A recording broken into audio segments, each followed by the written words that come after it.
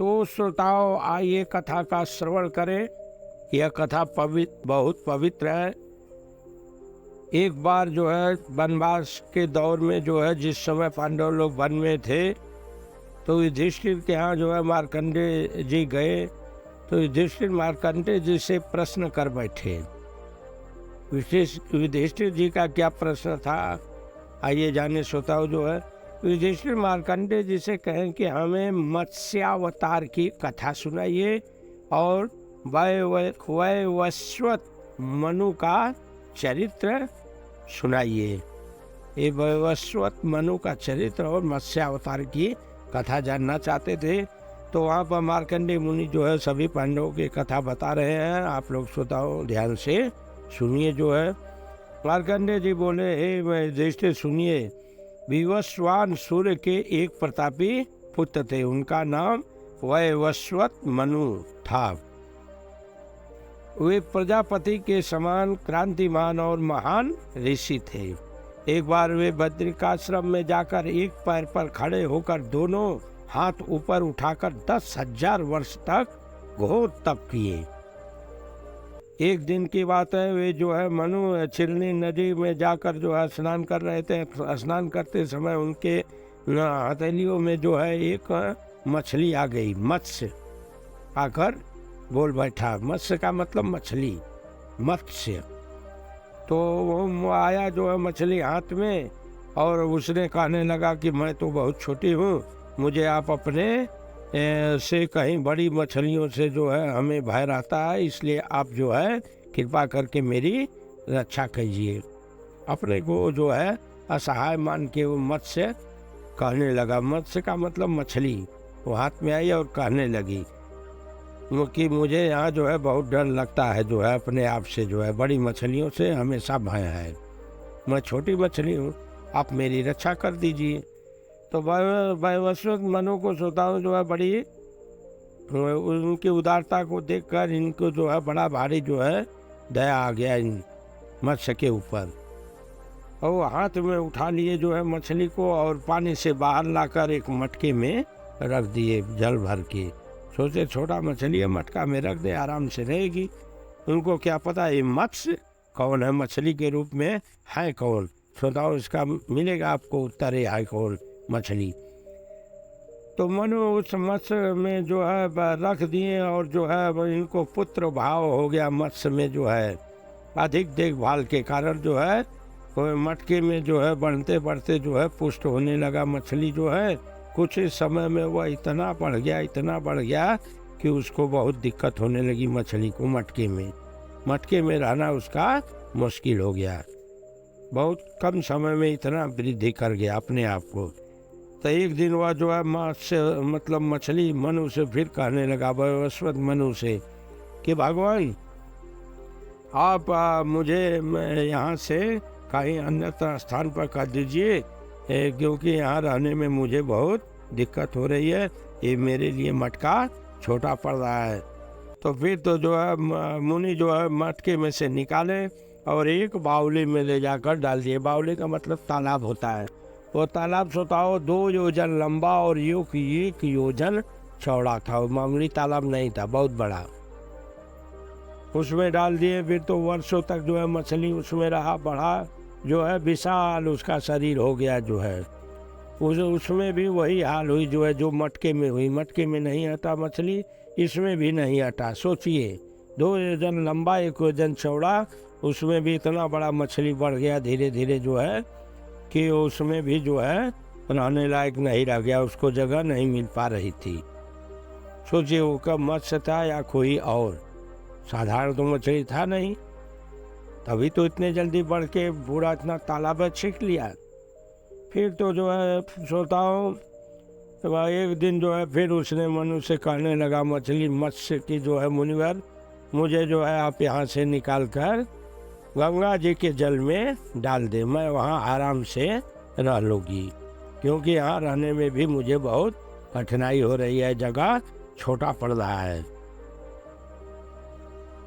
अन्यथा जो है आप जैसा समझे, जहाँ ठीक समझे वहाँ मुझे पहुँचा दे। मत्स्य के ऐसा कहने पर, मत्स्य मतलब मछली, कि ऐसा कहने पर मनु जो है ले जाकर गंगा जी में डाल दिए।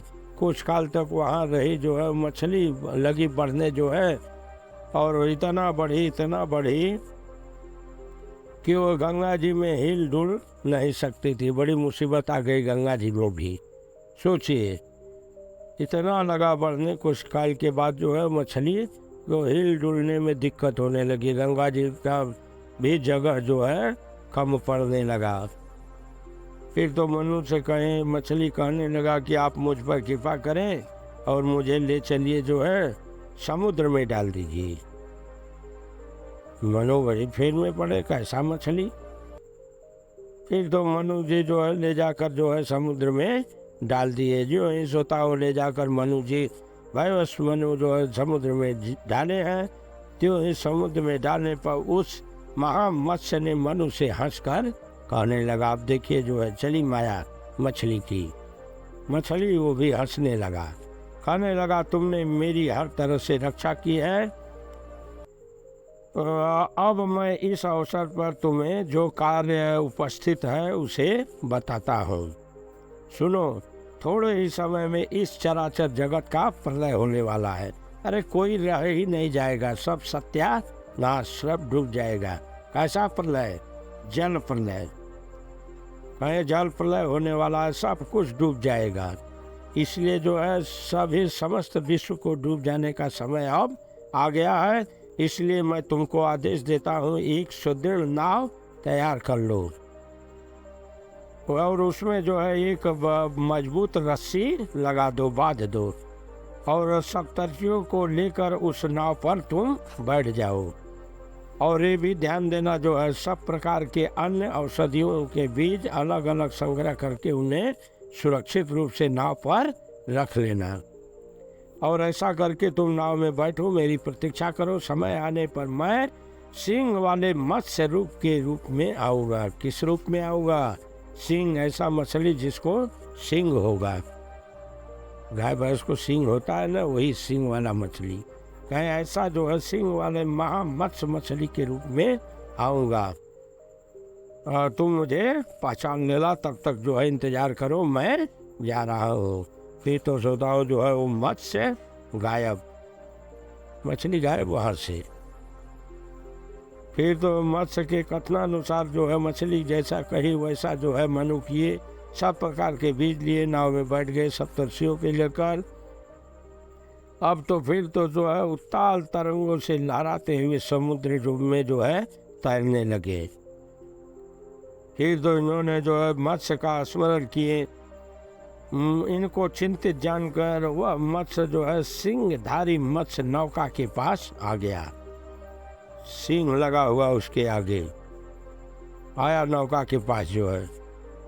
मनो उस रस्सी का फंदा उसके सिंह में डाल दिए। जब फंदा डाल दिए तो वह मत्स्य जो है बड़ी वेग से लेकर समुद्र में जो है नाव को खींचने लगा, चला लेकर खींचकर। मछली खींच रहा है नाव को, ये लोग बैठे हैं सप्तर्षि लोग, बहुत से अन्य वगैरह के बीच सब रखे हुए हैं उस पर, और सबको लेकर बड़ी तीव्र गति से चला हुआ मछली समुद्र में। और जो है नाव तैरता रहा जो है जल के ऊपर। ऊंची ऊंची लहरें उठ रही थी, पानी के वेग से उसकी गर्जना हो रही थी, इतनी तेजी से वो चलाने का। प्रलयकारी वायु के झोंके के समान उस समय नाव श्रोताओं डगमगा रही थी। भूमि का तो पता ही नहीं चला, सब डूबते डूबते चले गए। डूब रहे हैं भूमि, पेड़ पत्ते, पर्वत सब ढक गए। जल ही जल जो है दिखाई देने लगा। अरे यहाँ तक कि न भूमि का पता, न दिशाओं का पता, झूलोक और आकाश सब जलमग्न हो गए। सब केवल मनु, सप्तर्षि और वह मत्स्य, लोग नाव पर थे। मत्स्य खींच रहा था पानी, इसलिए जो है यही लोग बचे, यही दिखाई पड़ते थे। इस प्रकार वह महामत्स्य मतलब बड़ा मछली जो है बहुत वर्षों तक सागर में उस नाव को सावधानी से खींचता रहा। हे युधिष्ठिर, ध्यान देना श्रोता हो, एक कथा मार्कंडेय मुनि बता रहे हैं युधिष्ठिर को। इस समय पांडव लोग वनवास के दौर में हैं। गए हैं भेंट करने जो है मारकंडे मुनि पांडवों से, वहीं पर एक कथा बताए हैं युधिष्ठिर के कहने पर।